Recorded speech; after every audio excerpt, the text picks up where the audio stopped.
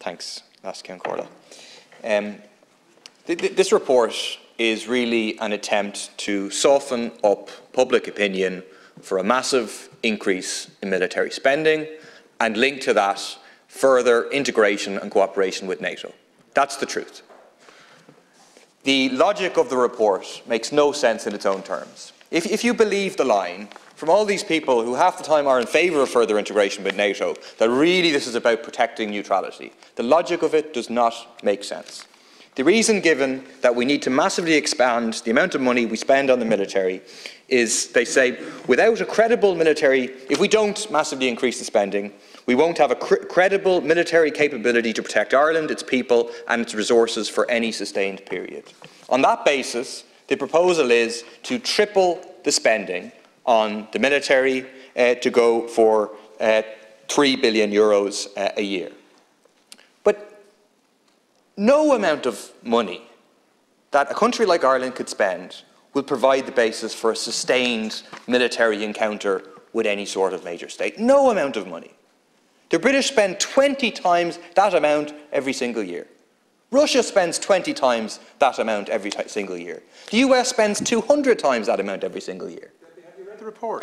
I have read the report. I've read the report. And I'll get to the point, because that logic makes no sense. So how can you explain it? And how you explain it, if anyone reads the report, I encourage them to, is the 44 references to NATO.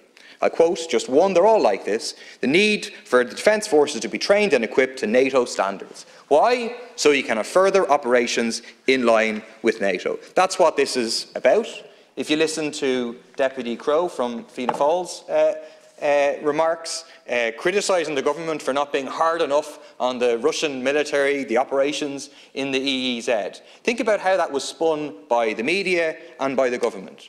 We're against all military operations. We're against the military training exercises by the Russians in the EEZ, out of the EEZ. But we're also against the operations of NATO warships that happen in the EEZ all the time. I asked the Minister to ask for a list of all those exercises, other than Irish exercises, within EEZ waters over the last 20 years. He wouldn't give me an answer. He says they have collated data, but he says it is not unusual for naval ships or vessels of other states to carry out training exercises within the Irish EEZ or to passage through this area. It's not unusual. Which countries? NATO countries. And then we know that they use Shannon Airport day in, day out. Over 1 million US troops pass through Shannon Airport. Who knows how many people brought back the other way in terms of rendition flights. I want to deal with one particular thing, which is the squadron of jet combat planes. A single one of these planes, take the Saab Gripen, which is mentioned in one of the submissions, €75 million apiece. And we're talking about buying a squadron of 12 or 24 of those. One of these planes is the equivalent of a housing estate of 350 houses. 12 airplanes is not going to scare off the Russians or the Britons or the Americans or the Chinese or whoever, but 12 new housing estates would make a real impact for thousands of people.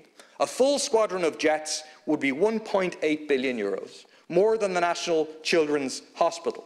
At least the Children's Hospital will actually serve a real purpose. This is simply giving money to armaments companies, dealers of death, for no purpose other than some macho posturing.